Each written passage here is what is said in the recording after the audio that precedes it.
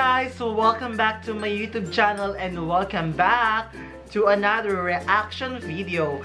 Dito lang yan sa Dacardo Ding Show. But before we get started, sa mga hindi pa nakasubscribe at bagong-bago pa sa aking channel, i-click mo yung subscribe button to be part of my Carding Squad.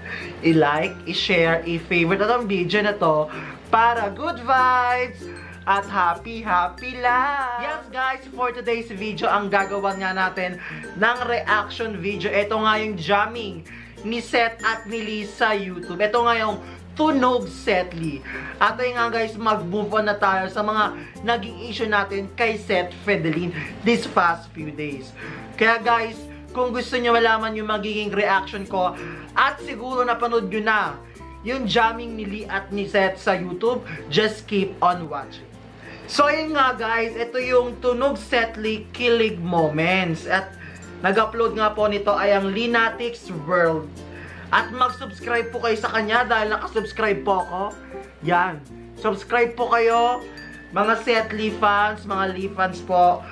Padamihin po natin yung views itong Tunog Seth Lee Kilig Moments. Ilalagay ko na lang po yung original video on the description box below. So yan guys, wala nang maraming alam ko excited na mga Seth Lee fans at ang mga Lee fans sa magiging reaction ko. Kaya guys, wala nang maraming sat-sat. So without a further ado, let's get started! Okay guys, mag-i-start na tayo in 3, 2, 1, go! Wait lang, anong na tayo dito? Para bigyan natin ng space yung ating yan. Okay guys, again, mag-start na tayo in 3, 2, 1, go! Nandiyan ka. Nandiyan. Si Krisa ba yun? Dali mag-gitara ni Seth ah. Galing talaga ni Lee.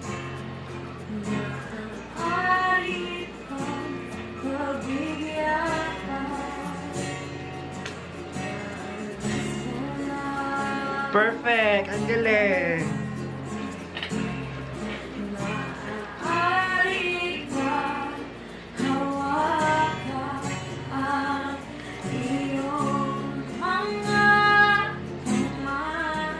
Galing! Sana ay maabot ng langit ang iyong mga ngiti.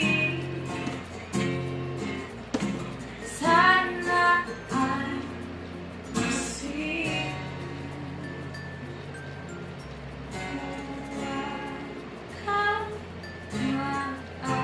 maalala.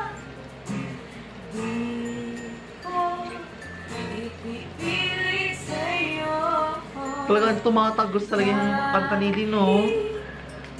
Talagang galing sa puso talaga, guys.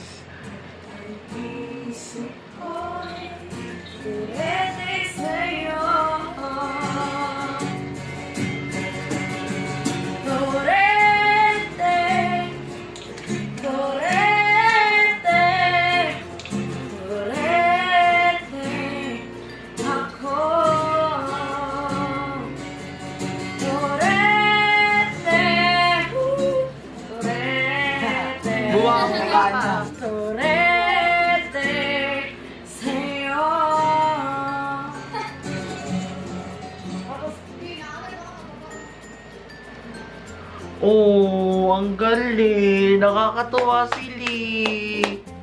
Guys, standing ovation. Grabe, no? Ang galing niya. Talagang napansin ko kay Lee habang kinakanta niya yung yung Torete. Talagang ibang-iba niya, ibang-iba, parang the way she delivered the song, the lines, yung meaning ng song, talagang katabi niya si Seth. Talagang alam ko para kay Seth yun. At alam ko sa mga Seth Lee fans, sobrang kinikilig at sobrang natutuwa. At wala akong masabi guys, talaga napakalinis, talaga napakaganda ng boses ni Lee. Diba tulad ng sinabi ko, yung boses ni Lee talagang halatang-halata na ang dami ng contest na napagdaanan. Talagang hasang-hasa na siya when it comes to singing, di ba? Talagang yung pagkanta niya, ang ganda ng areglo ng boses niya, ang ganda ng buong yung vocals niya, guys, yung range ng boses niya. Diyos ko po, wala akong ano talaga, wala akong ano sa boses niya dahil talagang as in hinog na. Pero I'm looking forward pa sa mga matataas na notes. I think pwede pa niya matutunan yon kasi medyo nahihirapan siya ng konti, medyo yung kasi ano impromptu yan di ba guys? So I do believe na pwede pa niyang matutunan yung mga bagay na mga strategy.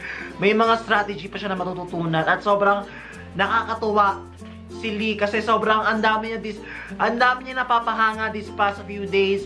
Ang dami niya nagiging fan sa mga OFW, yung mga normal people dito sa Pilipinas. Talagang pag nalalaman yung kwento ni Lire Posposa, talagang humahanga sila dahil at the same time kasi si Lire Posposa ay talagang halatang laking probinsya at sobrang gustong matulungan yung kanyang pamilya. Talagang tulad siya ni May, nakikita ko sa kanya pero hindi ko kinukumpara si Maymay Entrata kay Lee. Parang naihahambing ko lang ng konti kasi parang alam naman natin guys, some of you ay kilala si Maymay Entrata. Yung nga din yung parang napapansin ko na talagang tinutulungan niya yung sarili niya para maihahon ang kanyang pamilya sa kahirapan. At nakakatuwa guys kasi lalo pa nag-i-improve yung skills niya when it comes pagdating sa pagkanta, di ba guys? So, alam ko pagkatapos ng journey niya sa loob ng bahay ni Kuya ay talagang mahasa si Lire Posposa. Talagang marami pa siya matututunan. So yun guys, sana sa mga na-discourage at sa mga na-disappoint ni Seth this past few days, move on na po tayo guys kasi alam ko guys na magiging official na at lalayag na sa showbiz industry ang tambalang Seth Lee. Sana wag po tayo sawang magsuporta sa kanila dahil nasa inyo po ang kapalaran ng dalawang bata, di ba? Sa mga OFW na sumusuporta kay Lire Posposa, maraming salamat po dahil tinulungan nyo po at sobrang tulungan nyo si Lire Posposa matupad ang kanyang mga pangarap. At kayo po yung naging instrumento para maihaon ni Lire Posposa ang kanyang pamilya sa kahirapan. Sana guys, no, sana paglabas niya sa loob ng bahay ni Kuya ay talagang kumarek, talagang sana umarangkada yung career niya. Talagang sanang mag-bloom, kasi mag-boom yung career niya sa showbiz industry kasi ito yung mga tipo na artista na singer na dapat mong pakatutukan dahil napaka-interesting ng buhay nito. Talagang pero pagdating sa talent, ay nako, sobrang talagang may maibubuga naman talaga. Talagang ito yung bata na pag tinulungan mo, talagang worth it kasi talented at 'di ba? Sobrang napakabait na bata. Talagang napapansin ko kay Lire Posposa, napaka-touchy niya sa mga fans niya. Talagang wini-welcome niya yung mga fans niya. Talagang nandun yung connection niya, yung relationship niya sa mga fans niya. Parang hindi nga fans yung turing niya sa mga fans niya. Talagang parang yung kaibigan, parang tropa. Kasi mga napansin ko this past few days sa mga interview niya, sa mga guesting niya, iba yung treatment niya sa mga fans niya. Parang hindi parang hindi fans yung tingin niya. Nakakatuwa. As in nakakatuwa. At ayun nga guys, yan ang inyong pagkakaabangan dahil may guests po sila. May guesting po sila sa Gandang Gabi Vibes. At pinalabas na nga po yung teaser sa YouTube, yung magiging guesting nila sa Gandang Gabi Vibes. At yan inyong pakatutukan dahil gagawan din po natin ng reaction video ang pag-guest nila sa Gandang Gabi Vibes.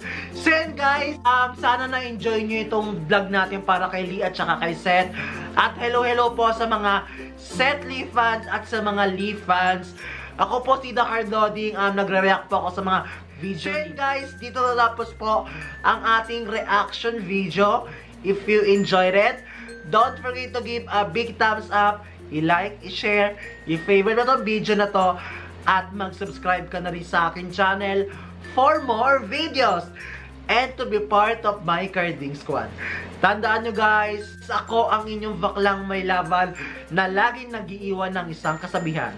Ano man pagsubok ang pagdaanan, laban! Kaya guys, bye-bye! See you on my next video! Bye-bye guys!